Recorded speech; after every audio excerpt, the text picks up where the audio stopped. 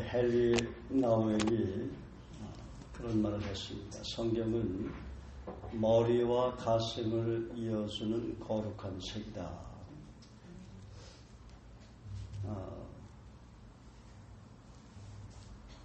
우리 머리만 알아서는 안 됩니다. 우리 가슴에 감동을 받아야 되는 것이죠. 그래야 저와 여러분의 삶의 변화가 일어나는 것입니다. 오늘 우리에게 처음 오신 분들 예수 그리스도 이름으로 진심으로 환영하고 축복합니다. 할렐루야.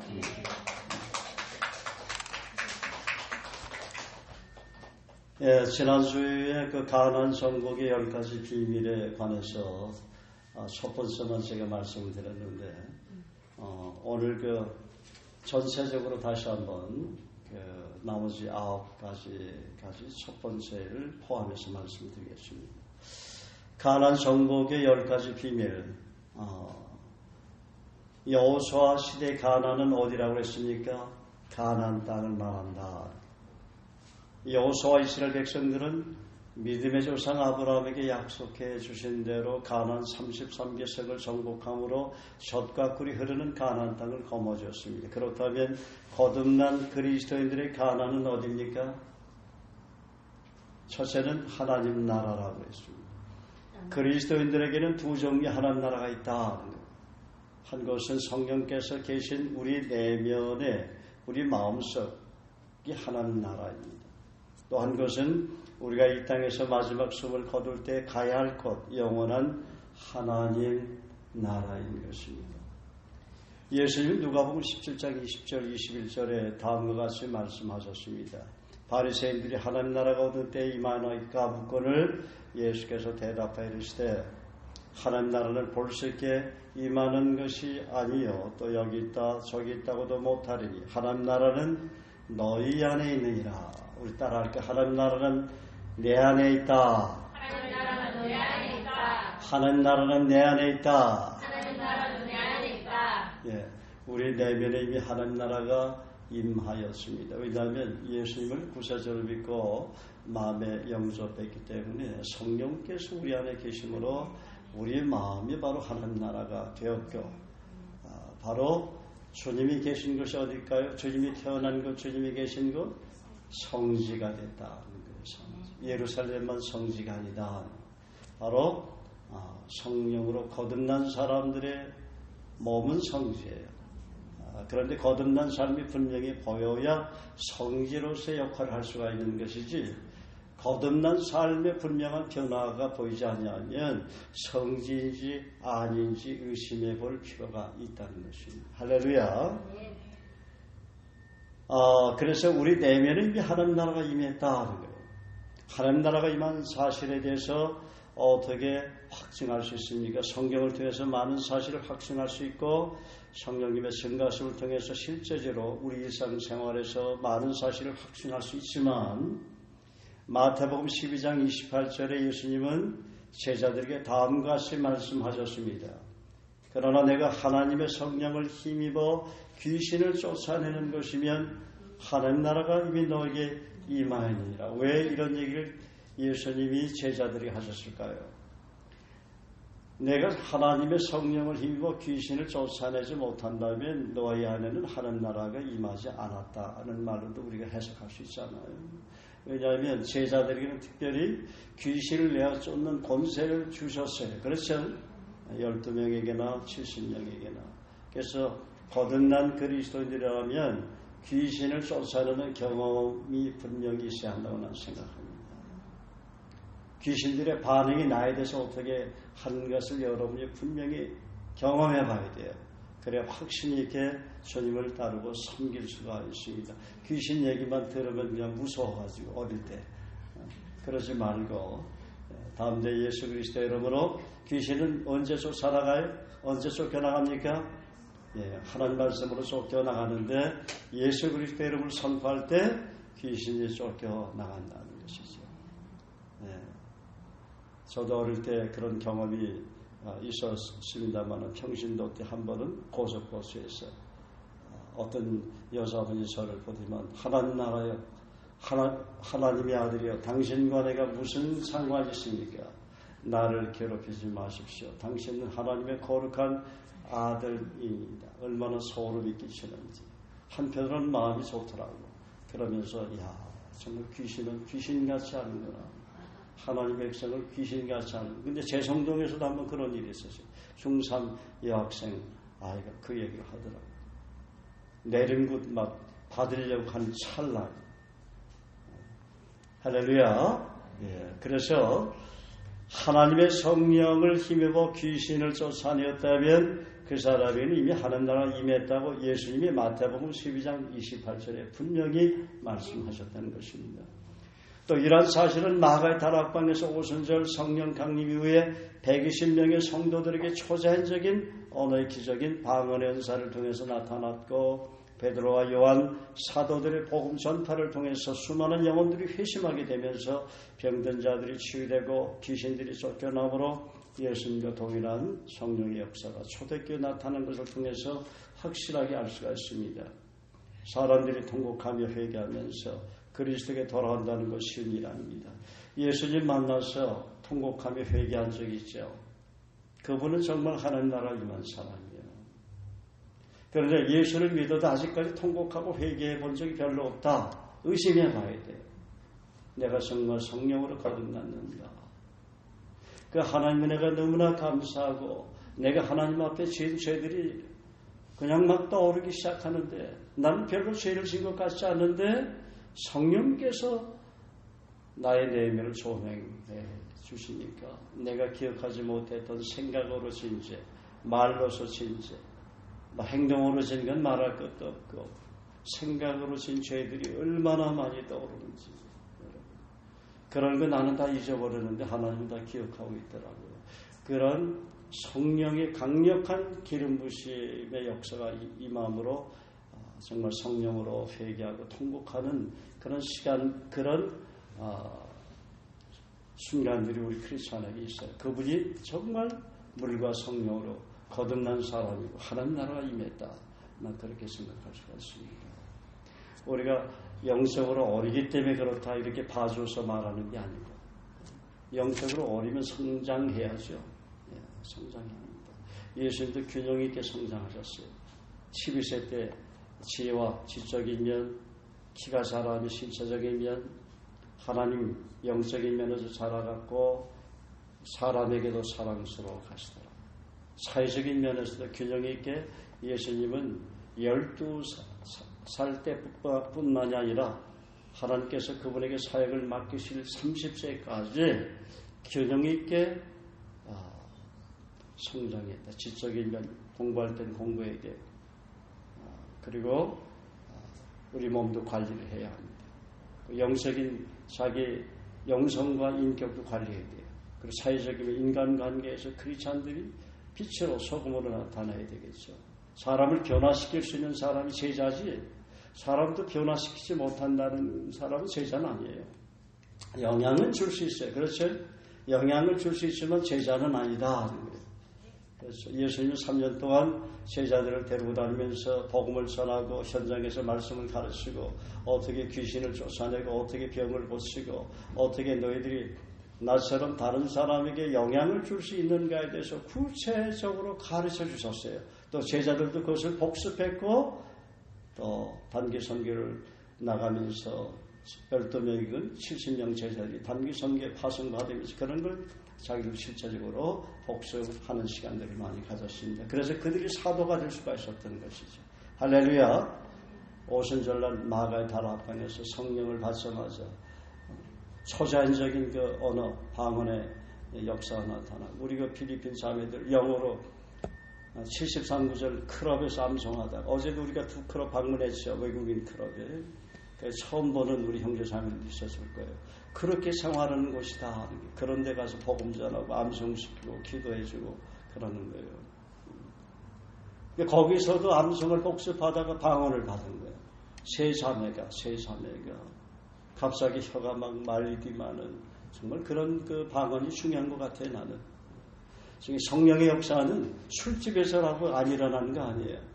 그렇다고 우정 술집에 가서 나 여기서 방언 받아야지 또 그런 사람 없겠죠. 할렐루야. 예. 술집에서도 하나님 말씀 암송하거나 복습할 때 그 필리핀 세 자매에게 그때서부터 얼굴이 확실하게 변했어요. 이 세 자매들이. 그리고 하나는 다른 회사에서 한 자매는 인천에 가서 일하고 있고 두 자매는 돌아갔어요. 필리핀에. 하나님이 그 클럽에서 빼내더라고요. 외출해서 생활하는 그 아이들을 빼내서 하나님께서 더 좋은 곳으로 인도하셨다는 것이죠. 그래서 얼마나 하나님께 감사한지 모릅니다. 초대교회도 성령의 역사가 오순절날 마가의 달 앞방에서 나타나니까 병든 자들이 치유되고 귀신들이 쫓겨나고 예수님과 동일한 성령의 역사가 나타났죠. 사람들이 통곡하며 회개하면서 그리스도에게 돌아온다는 것이 일 아닙니다. 그 사람에게 하나님 나라가 임하지 않으면 불가능해요. 그러므로 복음으로 정복해야 할 영혼들이 하나님 나라가 나라인 것입니다. 그래서 우리 교회는 6개월만 성실하게 교회 열심히 나오셔서 주님 예배드리고 배우면 성령께서 바로 증언해줘요. 여러분 마음속에 성령께서 자기가 하나님의 자녀가 되었다는 것, 구원받았다는 것, 영원한 생명을 얻었다는 것에 대해서 누가 증언해준다고요? 성령께서 증언해준다. 그래서 성령께서 증언해주려면 약속을 주장해야 한다고 그랬죠. 로마서 8장 16절 말씀을 주장해야 하세요. 오늘서부터 주장하세요. 그 말씀 외우세요. 성령께서 친히 그의 영으로 더불어 그 하나님의 자녀인 것을 증거하시나니 성령님은 말씀을 붙잡고 기도하면서 그대로 해달라고 할 때 해주시는 거예요. 왜냐하면 하나님의 약속은 얼마든지 그리스도 안에서 예가 된다고 했어요. 아멘으로 우리가 받아들이면 그대로 이루어지는 거예요. 그러니까 한 목사가 아무리 증언해주면 소용이 없어요. 성령께서 자기 마음속에 하나님의 자녀라는 것, 구원받았다는 사실, 너는 내 사랑하는 아들이요 내가 기뻐하는 자라는 그 사실을 확증해줘야 되는 것입니다. 할렐루야. 로마서 8장 16절을 확실하게 그렇지 않으면 교회 나가는 것은 아무런 소용이 하나도 없어요. 뭐 절에 나가는 거나 다 똑같아. 그렇지 않아요? 똑같지 않습니까? 뭐 다른 종교 믿는 거나 똑같이 뭘 그래요. 교회만 왔다 갔다 그게 뭐야. 아무것도 아니지. 교회 왜 나오는데? 내가 내 마음에 이미 하나님 나라가 임했고 내가 하나님의 자녀라는 사실을 본인이 스스로 확신하고 하나님께서 오늘 밤 생명을 데려가도 난 지옥에 가지 않고 천국 간다는 것을 알고 그리고 하나님 말씀이 하나님께서 말씀으로 천지만물을 창조하셨고 내 안에 성령 하나님 계시다는 것을 알고 자기가 하나님 음성을 들을 때 그래야 크리스찬이 되는 거예요. 신실한 하나님의 음성도 못 듣는데 무슨 크리스찬이에요. 그래 안 그래요? 크리스찬이 하나님 음성 들어야 되잖아요. 이거 성경 왜 보는데? 예배를 왜 드려요? 성경을 왜 읽고 왜 암송하고 묵상합니까? 하나님의 음성을 듣기 위해야 변한다고 했어요. 우리가 20세기에 존경하는 그 헨리 나우인이라는 분이 그 얘기를 하셨잖아요. 제가 소대도 여러분에게 말씀드립니다. 성경을 머리와 가슴을 이어주는 거룩한 책이다. 우리 가슴이 변화해야 된다는 거예요. 가슴이 변화될 수 있는 건 성경이에요. 할렐루야. 왜냐하면 성경을 하나님의 감동, 호흡, 하나님의 생기라는 말도 되죠. 그래서 내 말은 나의 영이다 그랬어요. 요한복음 6장 63절에 예수님이 그런 내 말은 My word is my spirit 그랬다. 스피릿 하나님의 성령, 영을 여러분이 성경을 읽고 묵상할 때 영이 살아서 움직이는 것을 봐야 돼요. 느껴야 된다는 거예요. 가슴으로 머리로 느끼는 게 아니라 가슴으로 느껴야 돼요. And life 생명이라는 거예요. 죽은 사람을 살리 그러니까 나사로가 사는 거예요. 예수님 말씀이 생명이기 때문에 사는 거죠. 그래서 나사로 나오노라 해서 죽은 지 3일 된 그 나사로가 4일 된 나사로가 나오겠어요? 안 나오죠. 그러니까 우리 크리스천들이 여러분 우리가 교회 생활하면서 암 환자도 낫고 죽은 자도 막 살아나고 그러잖아요. 그런 일이 예수님만 있는 게 아니에요. 우리에게도 있다 그 말이에요. 하나님 말씀이 영이고 생명이기 때문에 그런 역사가 일어나는 거예요. 망했던 가정에 막 다시 일어나고 회복이 되고 사업에서 완전히 부도난 사람이 다시 일어나니까 얼마나 많습니까? 하나님의 영이 임하니까 성령이 임하니까 그런 역사가 나타나는 것이죠. 그래서 전 세계 수많은 사람들이 크리스찬으로 돌아오는 거예요. 예수 믿게 되는 거예요. 우리 한국에도 얼마나 크리스찬이 많습니까? 서울만 가봐도 굉장히 많아요. 인천 굉장히 많아요. 거기도. 군산 가도 굉장히 많아요. 저기 김포는 90% 이상이 크리스찬이에요. 김포.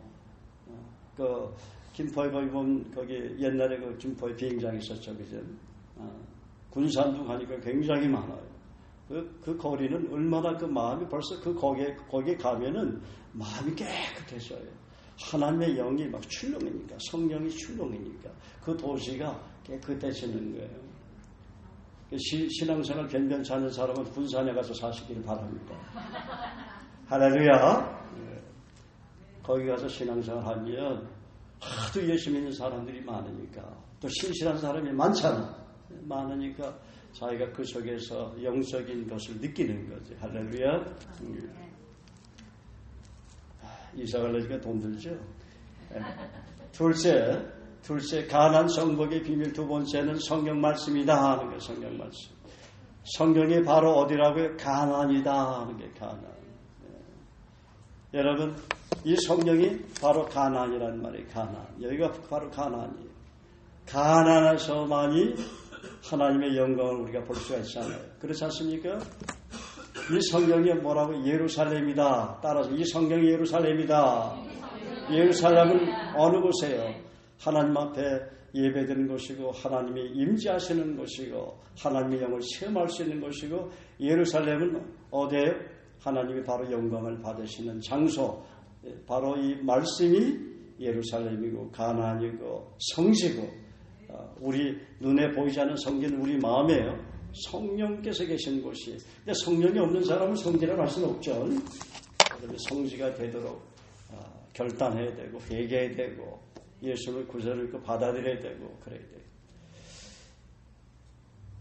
본문 1절에 보면 여호수아 모든 이스라엘 백성은 아침 일찍 일어나서 시팀을 떠나 그들이 요단 강변에 이르러 바다 바로 건너가지 않고 거기서 진을 치죠. 그리고는 3일 후에 지도자들은 진영을 두루 다니면서 백성들이 이렇게 말합니다. 여러분은 제사장들이 여호와의 법궤를 메고 나서는 것을 보거든 이곳을 떠나 그들의 뒤를 따르시오. 그랬어요. 여호수아가 아침에 일찍 일어나서 무엇을 했겠습니까? 하나님께서 가나안 땅을 주시겠다는 약속을 붙잡고 하나님 앞에 엎드려 간절히 기도했을 것입니다. 이스라엘 백성들도 마찬가지겠죠. 철옹성 같은 여리고성이 앞에 있는데 늦잠 잘 수 있겠습니까? 적이 진을 치고 있는데, 무장한 적이 앞에 있고 잘못하면 먹힐 수 있는데 발 뻗고 편히 잠을 잘 수 있겠습니까? 우리 지난번에 우리 교우들하고 필리핀 그 자매들 얘기 듣고 현장에 가서 기도한 적이 있었죠. 그때 그 모니카 클럽에 그 9명의 필리핀 자매들이 귀신이 늘 나타난다는 거예요. 어느 클럽에는 나이트 클럽 같은 그 저녁에도 막 춤추고 술 먹고 난리가 났는데도 화장실을 못 가. 왜 대낮인데도 화장실을 못 가냐? 이 불이 사람들이 많고 그런데 목사님 패스트한 저 화장실에 귀신이 있어요. 귀신. 그러니까 여기서는 춤추고 난리가 나고 환하잖아, 화장실이. 그러니까 이 귀신은 밤에만 그 활개를 치는 것이 아니라 대낮까지 나이트클럽 같은 데도 활개를 치고 다닌다 그 말이에요. 하도 어두우니까 이 사람들이. 어둠이 꽉 차 있으니까. 둘씩 하더라고 화장실을. 여러분 우리 클럽 거기 다 알죠? 네, 다 알죠. 그리고 그 9명의 자매들이 그 귀신 나타나는 그 필리핀 자매 숙소에는 그냥 아까 이렇게 누워있으면은 한국말로 안녕하세요. 여기 따라하잖아. 우리 김채희 집사는 들었거든. 얼마나 소스라치고 놀라요. 그리고 눈을 떠보면 앞에 한국형 귀신이 걸어간다는 거야. 머리를 길게 하고 화장실에도 있고 얼마나 겁이 나요. 거기 기절한 애도 있잖아. 그 아이. 기절한 애도 있고. 근데 9명이 자는데도 왜 그렇게 팀으로도 자는데도 그런 데 있느냐 그 말이에요. 그만큼 어두우니까 그런 거예요. 어두우니까. 그러나서 한국말을 처음에 온 애들이 잘 모르잖아. 안녕하세요. 그러니까 모르잖아. 그 다음에는 귀신이 좀 변형을 해가지고 필리핀 말로 하더라는 거예요. 필리핀 말로. 그건 내가 한 얘기 아니에요. 우리 김채희 집사 들었어요. 필리핀 말로 그렇게 귀신이 나타나는 필리핀인들 모습으로 나타나는 거예요. 그러니까 내가 그러잖아요. 그 무당들 내림굿하고 그러면은 꼭 마지막 때 돌아가신 시어머니, 시아버지, 또 아니면 친정아버지, 친정어머니로 나타나니까 그냥 소스라치게 놀라가지고 빌고 난리가 나고 그냥 있는 돈 다 그냥 거기다 바치고. 그러니까 귀신은 죽은 영혼이 아니에요. 죽은 혼이 아니에요. 귀신은 뭐냐면 타락한 마귀들이 귀신이에요. 할렐루야. 절대 믿으면 안 돼요. 죽은 시아버지, 친정어머니가 귀신으로 들어오는 게 아니에요. 홀령이 들어오는 게 아니에요. 홀령은 사람이 아니에요. 홀령은 누구예요? 타락한 마귀. 귀신들이 있어요. 이 우주에는 얼마나 많은 귀신들이, 천사들도 많지만 귀신들도 많아요. 그러니까 걔네들이 성경을 암송하기 시작하고 나서부터 귀신들이 없어지잖아. 소리가 안 들리고 보이지도 않고.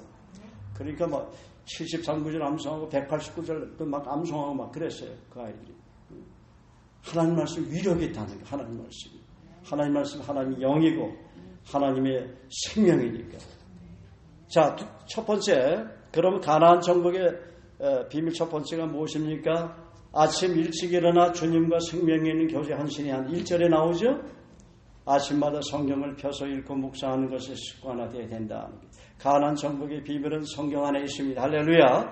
성경 안에 모든 해답이 있습니다. 할렐루야. 우리가 인생을 살면서 문제가 없을 수는 없습니다. 수많은 문제를 만납니다. 그러나 그 문제를 풀 수 있는 키는 오직 성경 안에 있다는 의미예요. 여러분의 문제를 풀 수 있는 여러 가지 무슨 공부의 문제라든지 직장의 문제, 사업의 문제, 가족의 문제, 병의 문제, 대인관계의 문제, 여러분들의 영적인 질병의 문제, 그 모든 문제를 풀 수 있는 길은 성경 안에 있다는 거예요. 성경은 문제 해답을 탁월하게 가르쳐주는 교사의 스승이에요. 여러분 문제 해결하고 싶지 않습니까? 그럼 성경 기도하면서 세계에 이러이러한 문제가 있는데 이 문제를 해결하기 위해서 제가 성경을 읽고 묵상합니다. 가르쳐달라고 간절히 기도하면 자녀의 문제 해결받고요. 사업의 문제 해결받고요. 질병의 문제 해결받고요. 그 답안지가 다 그 성경 안에 다 있습니다. 그렇게 적용하시기를 바랍니다. 그래서 성경은 문제 해답을 탁월하게 가르쳐주는 교사여 스승이여 때로 교사 스승은 우리의 멘토나 영적인 지도자가 될 수가 있다는 것이죠. 또한 나를 깨우치고 변화시켜 주는데 결정적인 역할을 하는 분이 누구라고요? 성령이시다 하는 거예요. 성령님은 기록된 성경 말씀을 통해서 항상 일하십니다. 그리스도인이라면 누구나 하나님을 사랑한다고 말합니다. 그러나 성경을 가까이 가지도 않고 깊이 묵상하지도 않으면서 하나님 사랑한다고 말한다면 자신을 한번 점검해 봐야 합니다. 하나님을 사랑하는 사람은 하나님의 사랑이 부은받은 사람입니다.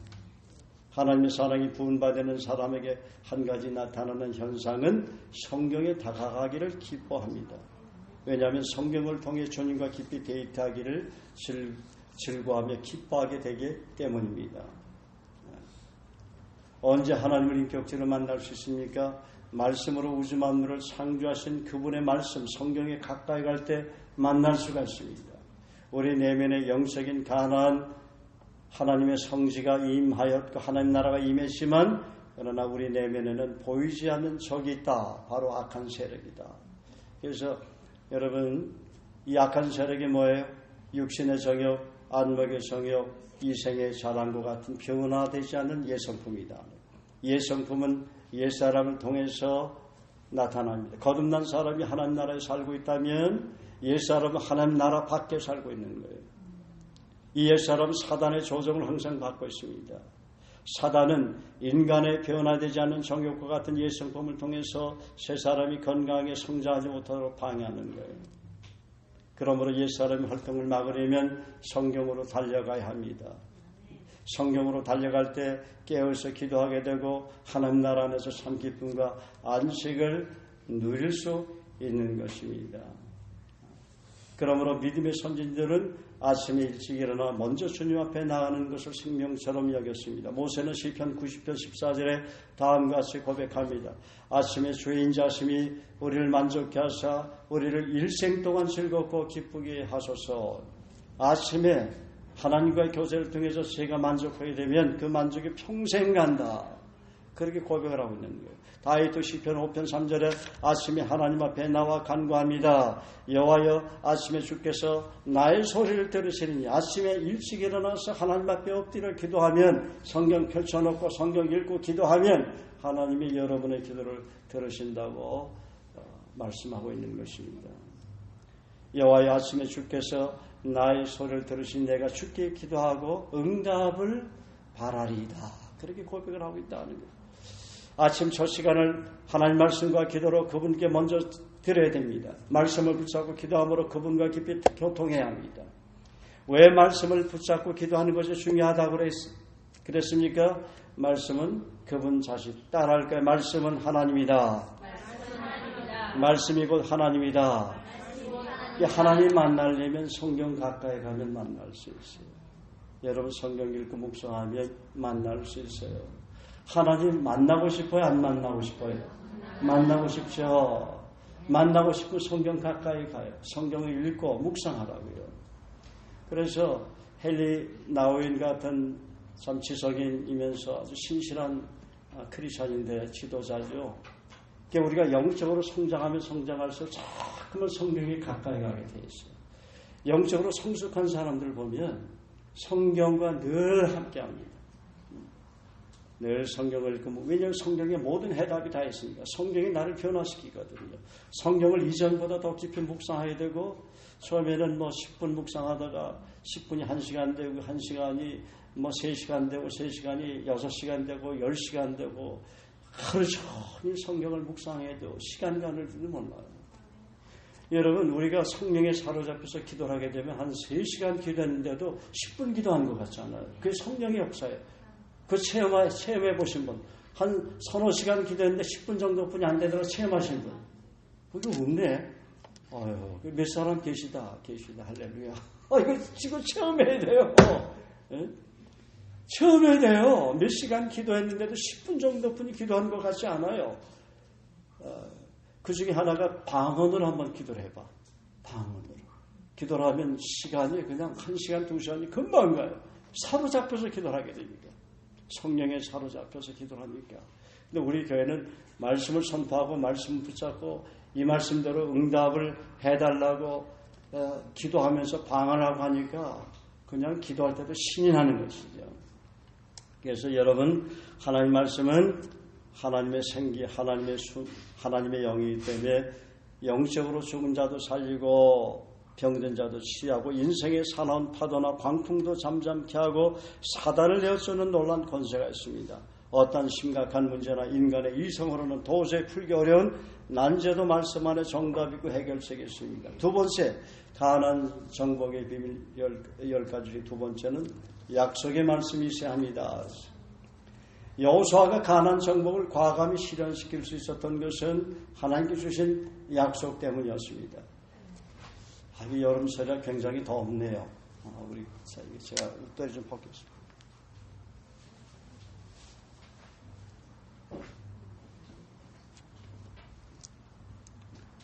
하나님께 주신 약속 때문인데 믿음의 조상 아브라함, 이삭, 야곱, 모세를 통해서 받은 약속도 있었지만 자신이 직접 받은 약속이 있었기 때문입니다. 오늘 여호수아 1장 1절 9절이 그 사실을 증언합니다. 저는 오랫동안 7, 8년 정도 아침에 일어나면 여호수아 1장 5절에서 9절까지 말씀은 늘 성령께서 제게 말씀해 주셨어요. 내 평생에 너를 능히 대적할 자가 없으니 내가 모세와 함께 있었던 것 같이 너와 함께 있을 것입니다. 내가 너를 떠나지 아니하며 버리지 아니하리니 강하고 담대하라. 너는 내가 그들의 조상에게 맹세하여 그들에게 주려 한 땅을 이 백성에게 차지하게 하리라. 오직 강하고 담대하여 나의 종 모세가 내게 명령한 그 율법을 다 지켜 행하고 우러나 자로나 치우치지 말라. 그리하면 어디로 가든지 형통하리. 이 율법책을 내 입에서 떠나지 말게 하며 죄하러 것을 묵상하여 그 가운데 기록한 대로 다 지켜 행하라. 그리하면 내 길이 평탄하게 될 것이라. 내가 형통하리라. 그래서 약속의 말씀을 받아야 합니다. 그리고 그 약속을 붙잡고 약속을 이루어달라고 끈질기게 기도해야 합니다. 이 약속에 대해서 늘 제가 말씀드리죠.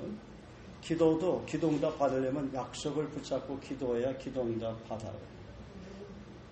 테스트 해보세요. 경험해보지 못한 사람은 우리 권사님들 다 안다고, 집사님들. 약속을 붙잡고 기도하면 기도응답을 받는다는 걸 알아요. 속도가 굉장히 빠르. 이 타임머신 같아요. 그냥 난 타임머신 타보진 않았지만 축지법이라는 게 있죠, 중국에. 하나님이 시간을 땡겨서 여러분 미래까지 땡겨가지고 응답을 금방 받게 한다고. 내 생각을 할 때는 막 1년 후에 받을 것, 3년 후에 받을 것도 그냥 약속을 수정하고 기도하면 그날 받게 돼요. 할렐루야. 전 그것을 얼마나 많이 체험했는지 모릅니다. 할렐루야. 약속의 말씀 받아야 한다. 그래서 약속을 경험한다는 것은 어린아이가 어른으로 성장하는 것과 같아요. 우리 교회에서는 누구나 쉽게 경험할 수 있는 약속이 우리가 암송하고 있는 13구절이고 그 다음에 좀 더 깊이 경험할 수 있는 69절이 있고 그 다음에 189절이 있어요. 그래서 약속은 씨를 뿌려 열매를 맺기까지 하늘의 단비를 바라보며 수고하는 농부와 같습니다. 어떤 약속은 때로는 빠르게 이루어질 수도 있지만 어떤 약속은 자신의 생애에 걸쳐 장기적으로 경험하는 약속도 있어요. 세 번째, 2절에 보면 요단을 건너가기 위해서 믿음으로 요단 앞에 진을 쳐야 한다. 그렇게 나오죠. 요단 앞에 진을 친다는 것은 요단이라는 장애물을 극복하기 위해서 기도의 시력을 통해 성령께 주시는 놀라운 확신 가운데 거하는 것을 말합니다. 누구에게나 요단이라는 장애물이 있어요. 그 요단이 모난 성품일 수도 있고 또 의식주나 내일에 대한 염려일 수도 있고 영적인 질병일 수도 있고 육체적인 질병일 수도 있고 자식 문제일 수도 있고 또 부부 관계 문제일 수도 있고 인간관계 문제일 수도 있고 결혼 문제일 수도 있고 직장이나 사업, 선교 현장, 목회 현장일 수도 있어요. 그런데 이전에 제가 그 어린 크리스찬이었을 때는 기도를 해도 내 기도만 주로 했어요. 내 가족하고. 근데 어느 날 복음을 전하고 사람들이 생겨나니까 그 형제 자매로서 기도하기 시작한 거예요. 그게 문제가 점점 커지는 거예요. 그러다가 이제 어느 날 목회자로 부름을 받고 하니까 문제가 더 커지기 시작. 신학교 확장해야죠. 또 뭐 외국인 선교해야죠. 우리 교회 목회해야죠. 또 뭐 우리 가족이나 친척들 그 문제들이 얼마나 많겠어요. 그런데 어떨 땐 머리가 터지려고 그래요. 막 도망가고 싶어요. 어디 가서 그냥 한 1년간 편히 푹 쉬고 싶어요. 머리가 막 터지니까. 생각해봐요. 여러분 좌우 입장을 한번 바꿔놓고 생각해보세요. 대부분 크리스찬들이 자기 가족뿐만 아니라 주변 사람들이 보이고 교회가 보이고 직장의 사람들이 보이고 그런 사람들에서 기도하기 시작하는 사람은 영적으로 성숙한 사람들. 영적으로 성숙한 사람들이 아니면 그런 문제들이 잘 안 보여요.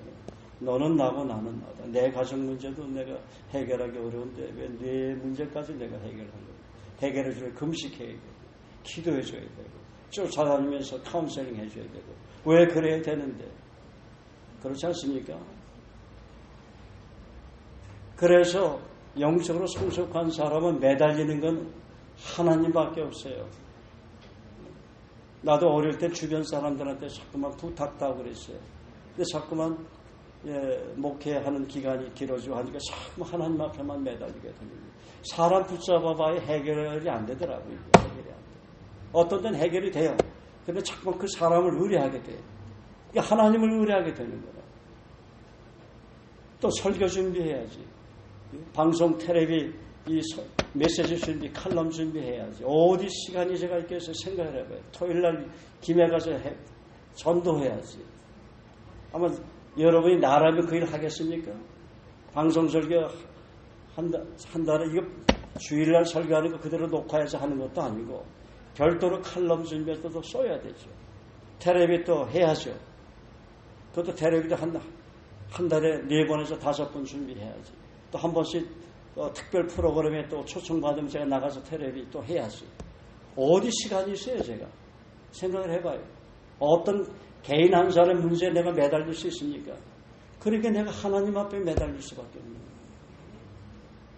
하나님 이 문제 해결해달라고. 또 맨투맨 교제해 줘야지. 우리 교회는 신방을 잘 안 해요.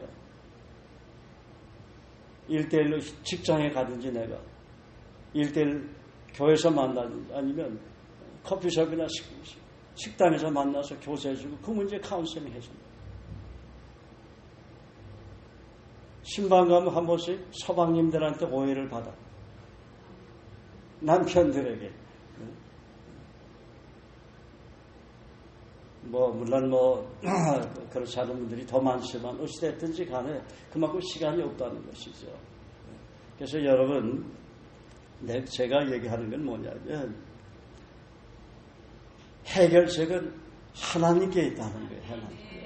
하나님 말씀이 성경에 있다는 거예요. 성경. 여러분의 해결책은 성경에, 나의 해결책은 성경에 따라서요. 나의 해결책은 성경에 있다. 내 가족의 해결책은 성경에 있다. 내 직장의 해결책은 성경에 있다. 내가 하는 사업의 모든 해결책은 성경에 있다. 우리나라 이 문제 해결책은 성경에 있다. 다 성경에 있는 것입니다. 할렐루야, 할렐루야. 그래서 사람 원망하지 마시기 바랍니다. 목사님이 조금 섭섭하게 하는 것 같은 것에 대해서 원망하지 마세요. 원망하면 자기만 손해야. 자기만 손해지 뭘 그래. 원망은 어디서부터 왔어요? 사랑의 하나님으로부터 왔습니까? 아니잖아요. 아니. 비난, 비판은 누구에게 온 거예요? 사단에게부터 온 거 아니에요. 자, 네 번째 3절 다 같이 읽을까요? 시작. 백성에게 명령하여 이르되 너희는 네 사람 제사장들이 너희 하나님 여호와의 언약궤를 매는 것을 보거든 너희가 있는 곳을 떠나 그 뒤를 따르라. 언약궤를 맨 제사장을 따라가야 한다는 거예요. 언약궤는 말씀을 실은 법궤를 말합니다. 법궤를 맨 제사장을 따라가야 합니다. 제사장은 하나님의 거룩하게 구별해서 세운 레위지파에 속한 사람을 말합니다. 교회에서 세운 지도자를 말합니다. 지도자가 없는 교회나 공동체는 리더십이 없는 약점 때문에 사단의 공격에 무력해질 수밖에 없다는 거예요. 그리고 가난 정복은 팀 사역으로 이루어지는 거예요. 팀 사역. 팀 사역이란 교회를 말합니다. 교회를 말합니다. 안디옥 교회 성도들에게 성령께서 금식하라고 명하시곤 바울과 바나바를 따로 세워 선교사로 파송했듯이 교회를 통해서 이루어지는 것입니다. 예수님이 12제자나 70인 제자들을 단기 선교 사역지로 둘씩 짝을 지어 파송했던 것과 같이 팀 사역 교회를 통해서 이루어지는 것입니다. 예수님 당시의 제자들이 가나안 정복을 위한 예루살렘과 유대와 사마리아 땅끝을 향해 열방으로 파송된 시점은 오순절날 마가의 다락방에서 보내주시겠다고 약속하신 성령을 받았기 때문입니다. 불의 혀같이 갈라지는 성령을 받았을 때 그들은 비로소 거듭나게 되고 변화되어서 주님이 주신 지상사명 복음 전파를 위해서 열방을 향해 성령의 권능으로 힘차게 나갈 수 있었던 것입니다. 4절에 보면 4절 다 같이 읽을까요? 시작. 그러나 너희와 그 사이의 거리가 2000규빗쯤 되게 하고 그것에 가까이 하지는 말라. 그리하면 너희는 행할 길을 알기 너희가 이전에 이 길을 지나보지 못하시리라 하니라. 여호사는 지금 이스라엘 백성들을 향해서 법궤를 맨 제사장을 따라가되 2000규빗쯤 거리를 두고 따라가야 한다고 말합니다. 여러분 2000규빗은 어느 정도의 거리가 되겠습니까? 규빗은 고대 유대인들의 길이를 측정하는 단위인데 히브리어로는 팔을 뜻하는 암마인데 팔꿈치서부터 가운데 손가락 끝까지 길이를 말합니다. 출애굽기 25장 10절에서 27장 19절에 나와요. 1규빗은 대략 45.6cm인데 시대에 따라 적용되는 길이가 달랐어요. 특히 성전용, 왕실용은 보통 규빗의 손바닥 너비 하나를 더한 길이로 52cm가 됩니다. 이를 큰 규빗이라고 불렀는데 헬라어로 페기스라는 말이에요. 암마와 마찬가지로 이 팔을 의미하는 것이죠. 규빗이라는 말은 라틴어 역본인 벌게이스에서 히브리어의 암마의 번역에 쓴 규비툼의 음역에서 나왔습니다. 그러므로 2000 규빗은 약 91,200m, 약 9km의 거리죠. 9km의 거리. 왜 9km라는 먼 거리를 두고 법궤를 따라가라 했을까요? 말씀의 법궤 곧 하나님께서 앞서 요단을 건너시고 가나안을 정복하도록 해주겠으니 너희들은 두려워하지 말고 법궤만 바라보고 단대 나를 따라오라는 말입니다. 여러분, 이 법궤 근처에는 레위 제사장 그 외에 가면은 그냥 죽어요. 그 당시는. 그렇기 때문에 법궤를 거리를 두고 따라가는 거예요. 그런데 예수님 오시고 나서 그 하나님 법궤가 어디로 옮겼어요? 우리 안으로 옮겼단 말이에요. 옮겨졌어요. 여러분 정말 행운한 자세요. 축복받은 사람입니다. 하나님의 법궤 성령님 하나님인데 죽는 사람 없잖아 지금. 여러분 실감이 안 나죠? 이 성경을 깊이 연구하게 되면 여러분 이 성소에 들어간 사람은 대제사장만 들어가고 제사장들 중에서도 제비뽑기를 해요. 레이지파들이 제사장들이거든요. 제사장을 할 수 있는 사람들인데 거기서 제비를 뽑아요. 그렇지 않은 레이지파는 레이지파 사람들은 성전을 봉사하는 사람들이 되죠. 그래서 그 성소에는 제사장만 들어가게 돼 있다 그 말이에요. 그러니까 먼 거리를 두고 하나님을 경외하는 그런 마음으로 따라하라 그 말이에요. 그러니까 그 말씀이 법궤만 가면 하나님께서 요단강도 가르시고 다 하시잖아요.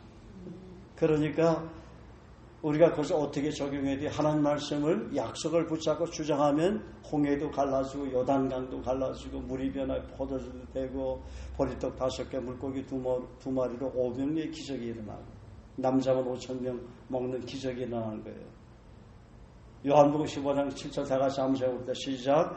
너희가 내 안에 거하고 내 말이 너희 안에 거하면 무엇이든지 원하는 대로 구하라. 그리하면 이 말씀을 주장하면서 무엇이든지 원하는 대로 구하면 하나님 응답해 준다는 거예요. 그래서 여러분들 참 대단한 분들이에요. 한번 축복하세요. 당신은 정말 대단한 하나님의 자녀입니다. 당신은 왕같은 제사장입니다. 당신은 거룩한 나라입니다. 하나님의 소유된 백성입니다.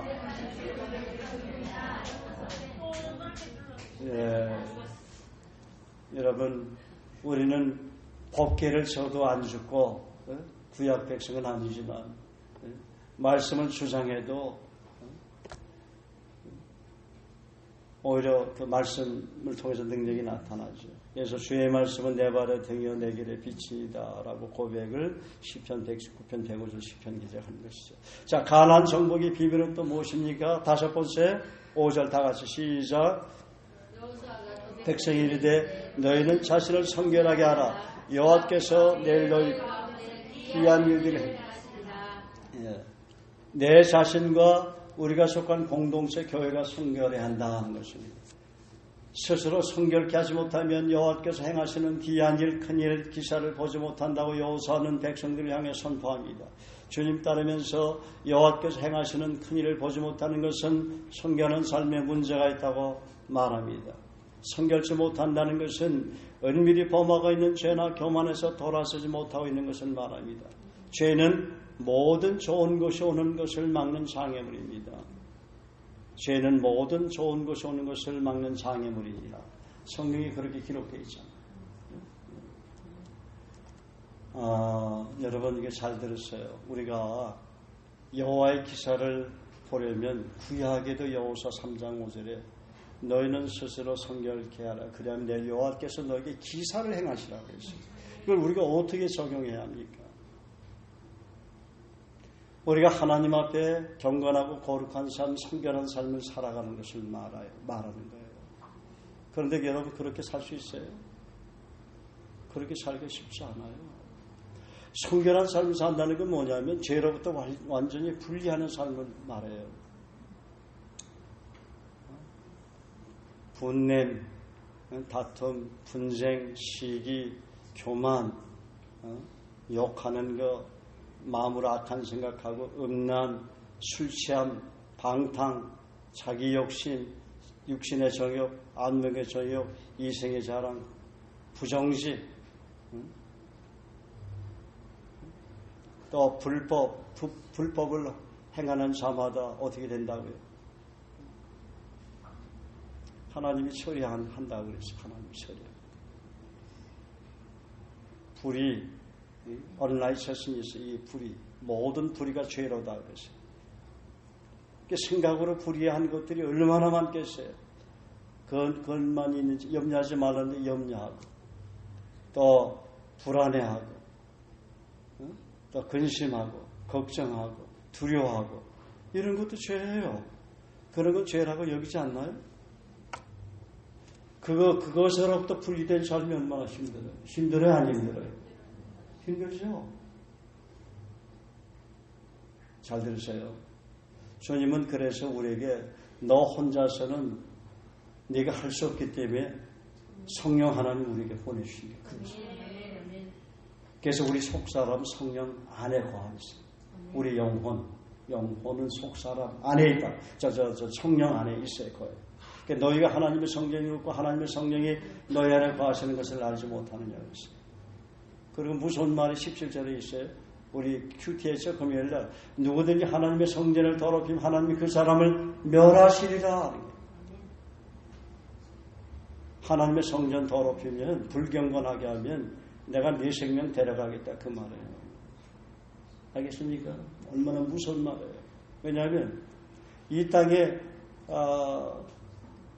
그냥 살게 놔두면 죄만 지니까 세상에서 빛이 되는 것이 아니라 마딜은 소금이 되니까, 어둠이 되니까, 어둠을 쫓아다니니까, 사단을 쫓아다니는 사람이 되니까, 마딜은 소금은 버리잖아요. 사람들의 밟힌다고 그랬잖아.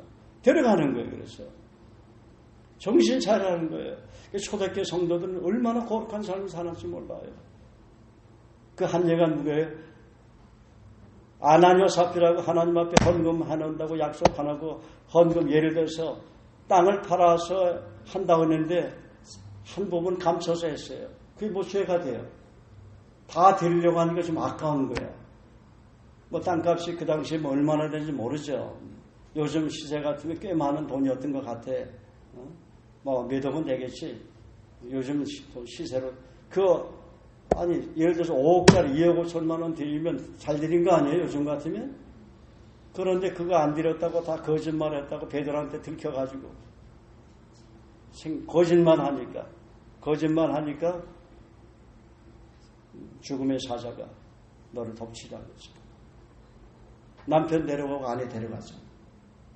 요즘 같으면 여러분 그렇게 살 수 있겠어요. 그러니까 초대교회 얼마나 성령의 역사가 많이 일어납니다.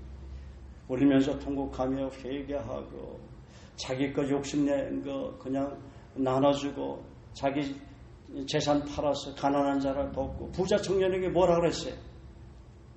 부자 청년도 율법을 다 지켰다고 그랬어요. 그런데 한 가지 내가 부족한 것이 있는데 내 소유를 팔아 가난한 자들에게 주고 나를 따르라. 그래 내가 제자가 된다 하는 거예요. 제자로 주님을 따르려면 그 정도의 뭔가 헌신은 되어 있어야 된다 하는 거예요. 자기 것 중요하지 않은 사람이 어디 있어요. 그런데 그런 것을 하나님 앞에 드릴 때 하나님이 부어주는 것을 경험하잖아. 한국교회만 11조 하는 게 아니잖아요. 전 세계 얼마나 많은 교회들이 11조를 합니까? 엄청나게 교회를 짓고 우리 교회만 교회가 영원 건축에 우선순위를 두니까 건물을 안 지었는데 그분들이 11조 낼 때는 이유가 있어요. 11조 하나님 앞에 드리니까 하나 축복하는 걸 경험하니까 적어도 10만 원 드리면 100만 원 주시는 걸 경험을 늘 하니까 하나님께 드리는 거예요. 그런데 11조 때문에 시험 들어가서 교회 나가는 사람이 있더라고요. 그런 사람이 있어요? 없어요? 있어요. 어느 교회는 권사가 돼가지고 11조를 나한테 드려야 합니까? 물어보더라고. 기가 막혀가지고. 권사가 돼가지고. 도대체 권사를 왜 세웠는지 모르겠어. 11조도 안 낸 사람 왜 권사를 세우는데? 사실 집사도 세우지 말아야 돼요. 11조 안 하는데 무슨 집사를 세우면 무슨 소용이 있어요. 그건 하나님 앞에 대한 태도지. 그래 안 그래요? 근데 그것을 경험하니까 한국교회에서도 그렇게 성도들 11조 하는 것만 하는 거예요. 감사한금도 하고 건축공도 하고 하잖아요. 그런데 그 돈에 사로잡혀서 안 된다는 거예요. 예수 믿으면 하나님이 재물의 복을 줘요. 그렇지만은 돈이 우선순위가 돼서는 안 된다는 거예요. 제가 금요일날 얘기를 했죠. 전에 왔다 갔다 하는 형제 제 아내가 붙잡아가지고 우리 교회에서 신앙생활하고 어릴 때부터 제 아내 그 집에 살던 형제야. 어머니는 일본 사람이고 아버지는 한국인인데 이제 불쌍하니까 이제 그 장모님이 이렇게 거둬매기도 하고 그랬는 거예요. 그런데 뭐 이 형제는 막 배포가 얼마나 큰지 몰라요. 뭐 사업을 해도 수십억, 수백억 원짜리를 해. 그게 너무 허황된 것 같아. 그런데 또 어떤 땐 또 성공을 하더라고. 우리가 다 가봤잖아. 그래가지고 붙잡아가지고 맨날 절에 다니고 절에 스님들하고 너무나 친해. 없으면 스님들한테 가고 또 꿈에 그렇게 스님들이 나타난대요. 그래서 나는 불교를 믿어야 된다고. 그래가지고 이제 신앙생활을 뭐 한동안 왔다 갔다 하면서 한 달 만에도 오고 두 달 만에도 오고 이제 신앙생활 했는데 맨날 나만 만나면 예수를 열심히 믿으려고 했는데도 잘 안 된다는 거예요. 아직 몇 개월마다 한 번씩 오면서 무슨 예수를 열심히 믿으려고 해. 주일날 예배도 빠지면서. 그런데 내가 기가 막힌 꼴을 지난번에 교보문고에서 봤어요. 교보문고에 앉아있는데 딱 이 형제가 들어오는데 어둠이 쫙 깔렸더라고. 주변에. 어둠의 세력이 쫙 깔린 게 내 눈에 보이더라고. 보니까 내가 뭐 자기한테 물어보기는 했나. 목사님 제가 전에 하여간 무속인하고 무당이죠. 동거생활하고 있대. 내가 언제 물어봤어? 그 뭐 자랑이라고. 몇 개월 됐대 지금. 하도 안 돼가지고 무당하고 사니까 일이 좀 되더라는 거예요. 그러고서 이제 사업이 잘 되면 제가 목사님 꼭 은혜를 갚겠다고 필요 없다고 얘기는 못하고 너무 불쌍하잖아요. 그래서 데려오라고 그 무속인이 누구냐고 자기 와이프한테도 전화해가지고 목사님한테 인사드리라고 또 오는 거야. 근데 그 형제의 말을 들으면 자기가 지금 동거하는 와이프도 뭐냐면은 그렇게 정말 이 귀신을 안 받아들이려고 내린굿 해가지고 귀신 안 받아들이려고 그렇게 했는데도 안 되더라는 거라. 그래가지고 이제 할 수 없이 자기가 이제 그렇게 무당이 됐다고 그러면서 목사님 우리 아들들은 다 선교사 아닙니까? 이게 자랑이라고 얘기하고 있어. 아들들은 선교사로 나갔어요. 기가 막히잖아. 그러니까 예수님이 그랬죠. 집안 식구가 원수라고 그랬죠. 아버지와 아들이 어머니와 딸이 원수라고 해. 이단이 막 나오고 가정에서 종교가 막 갈라지니까 집안 원수라는 거예요. 엄마는 천국에 갔는데 딸은 지옥에 가고 아들은 천국에 가 있는데 그 헤어진 아내도 열심히 교회를 나가는 집사님. 그 헤어질 땐 이유가 있잖아. 자기는 자기가 잘했다. 그런 게 또 있어요. 그런데 기가 막혀서 이제 데리고 와서 내 간증을 다시 하고 혹시나 또 변화가 될 줄 알고 쭉 간증을 했어요. 간증을 하고 기도합시다. 이제 기도를 영접 기도는 못했어요. 그 여자 그분이 뭐 무당인데 뭐 그분이 하시겠습니까? 그러고서 딱 씁쓸하게 뒷모습을 가는데 누군가 나에게 돈을 사랑함이 일만하게 뿌리가 되나니 이것을 사랑하다가 자기를 찔던 미혹에 빠졌다. 돈 사랑하니까. 돈 사랑하면 어떤 귀신이 붙는다고요? 만몬 귀신이 붙는다고 그랬잖아요.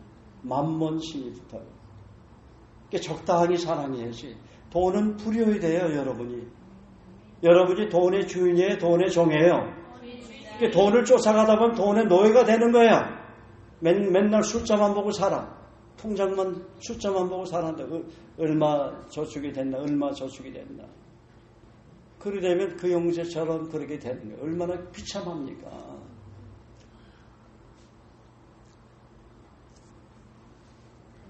모든 걸 내려놓고 먼저 하나님 앞에 회개하고, 하나님, 돈을 사업에서 제가 돈이 안 벌어도 좋습니다. 이 사업이 중요한 것이 아니라 제가 주님을 알아가는 것, 주님의 인격을 닮아가는 것이 더 중요합니다. 주님 도와주십시오. 정말 하나님 인격질을 만나게 해주십시오. 성경을 통해서, 성경은 머리와 가슴을 이어주는 거룩한 책이라면 제 가슴 속에 성령의 하나님의 감동으로 불어주심으로 살아계신 하나님, 전능하시는 하나님을 먼저 깨닫고 먼저 그의 나라와 그의 의를 구하는 삶을 살게 해주십시오. 제가 이 땅의 삶을 얼마나 살겠습니까? 100세까지 산다고 합시다. 지금 몇 살이에요? 그 형제 나이가 69이야. 나보다 3살 더 많아요. 69이면 지금 많이 산 거 아니에요? 마지막 사업이래. 마지막까지 돈 쫓아가서 그걸 못 놓는 거예요. 기가 막혀요? 안 기가 막혀요? 여름 들어도 기가 막히죠? 그래서 교회만 왔다 갔다 하고 한 번씩 와서 예배드리는 뭐해? 변화가 안 되는 거예요, 내면이. 그러면 어느 날 자기도 모르게 마귀에 싹 끌고 가는 거예요. 넌 내 밥이다 하고 끌고 가는 거예요. 정신 차려야 돼요, 정신 차려야 돼요. 근데 그 형제뿐만 아니라 그런 사람이 된 사람이 많으니까 좀 기가 막힌 거지. 그래서 왜 우리 교회에서 제자의 삶을 살아야 한다고, 왜 그렇게 내가 위치고 그렇게 큐티 훈련을 시키고 말씀 묵상 훈련, 암송 훈련, 약속을 주장하는 삶, 복음 전도하는 삶. 우리 교회 멋있는 교회예요. 여러분들이 성도들이 영어로도 막 전도를 하고 그러니까 이번에도 막 저기 어디에 키르기스탄 가서도 복음 전해죠. 태국 가서도 또 전도하죠. 또 외국인들 만나서도 전도들 하잖아. 얼마나 어제도 외국인들 다 그 자매들이 말이야. 붙잡고 전도하는데 얼마나 좀 감동이 되는지. 태국 사람 형제들 식당에서 3명 영접하고, 태국 자매들 또 힘결 자매 또 민지 자매가 전도해가지고 얼마나 멋있어요. 그러니까 거기도 한 사람이 한국 사람이야. 얼굴도 괜찮게 생겼죠. 안경도 쓰고 괜찮게 생긴 한국인이 딱 민지한테 가더만은 뭐라고 얘기하더라고. 태국말을 제가 가르쳐 드릴까요? 딱 그러더라고. 그러니까 알고 보니까 이 사람은 자기가 과거에 새겼던 걸프렌드가 뭐냐면은 지금 태국 선교사가 됐대. 근데 자기는 로마서를 태국말로 1장서부터 16장까지 태국말로 번역을 해줬대. 근데 그 자매하고 안 됐대. 결혼이. 될 거예요? 안 믿는데. 그러면서 이렇게 영어 전도서 이걸 주니까 목사님 제가 기도를 해줬거든. 그러니까 이걸 가지고 제가 태국어로 번역해 드릴까요? 그러더라고요. 해달라고 그랬어. 번역하다가 또 예수님 만날지 모르잖아.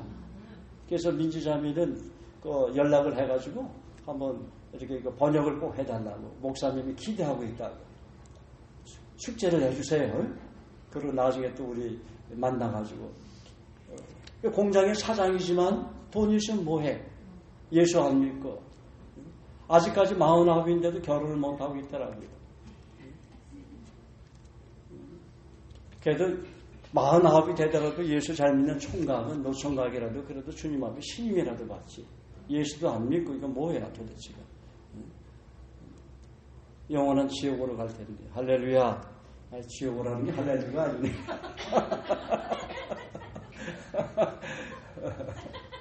실수.